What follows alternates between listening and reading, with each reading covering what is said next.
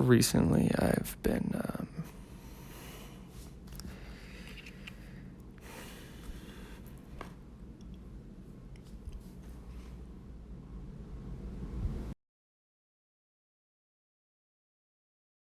Hey guys, welcome back to my channel. As requested, I'm doing another Q&A today, sort of about my personal life, what I've been through, and how I've gotten to the success that I've had with my channel and my experience, stuff like that. I'm super excited. I hope you're excited about it. Let's not waste any more time and just get into it. You know what I'm saying? Cool. All right, this first question is from Charlie Lanyard, and they ask, how do you stay satisfied with your role in the world? That's a great question. This is something that's actually been kind of hard for me until this last spring, where I started feeling like, maybe there is something that I could be doing for people to make the world a little bit better of a place. And I'm here, and I try to. So now I start. So I started this page to. I started this page to try to, help people out a little bit with my advice.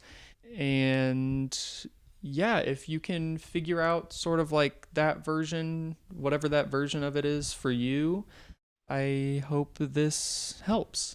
Yeah. Wow, you're full of shit. What? You're in no place to be giving advice right now. I just I want to help people. You don't even know what you're talking about, though. You're making all of this up as you're going. Because someone has to say something, right? Someone needs to say it. Yeah, but are you really saying something that's helping anyone? Or are you just trying to convince yourself that you are? Feels a little bit better, doesn't it? Yeah, I thought so.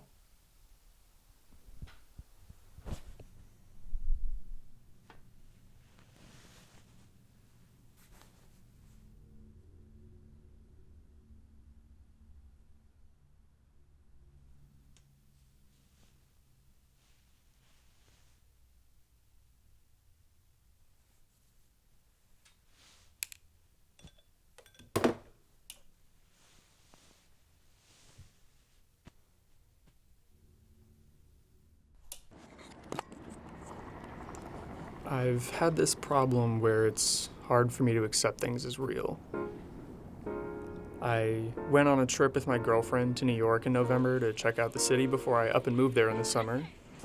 I was fighting the urge to be touristy in a place that I'm gonna live, but I wanted to go see Times Square and some celebrity buildings. They're in so many movies and shows, and part of me felt like seeing them would help me grasp their concreteness.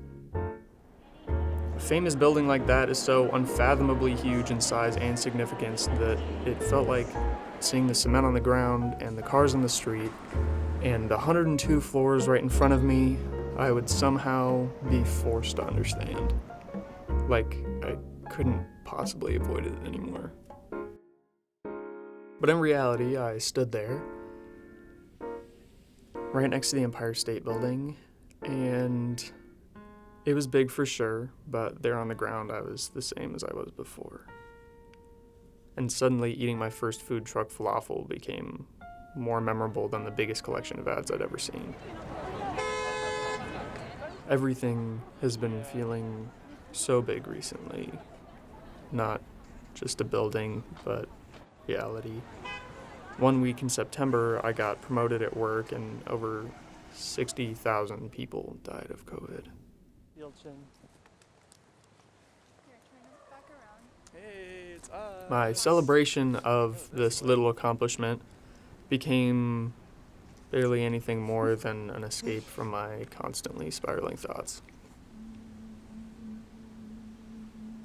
My mom told me that I'd been checking out recently, that she was sort of just leaving me alone since it seemed like I was doing my own thing. Which hurt, but I knew that she was right. I couldn't even bring myself to respond to a text message from her most days.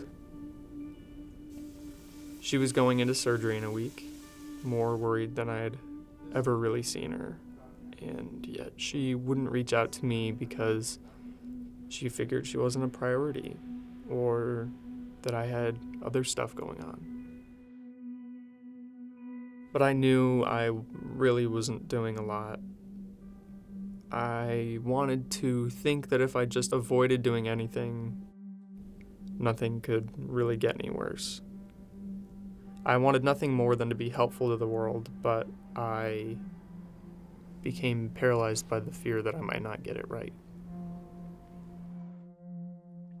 Running from everything, I found myself quite alone.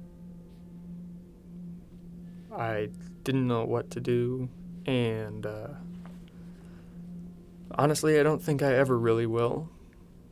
I think that we're all sort of in the process of trying to figure it out. But regardless, I had to come out of that cave that I dug myself. It's hard to know how to make things better. So, for now, I just want to stay here with you.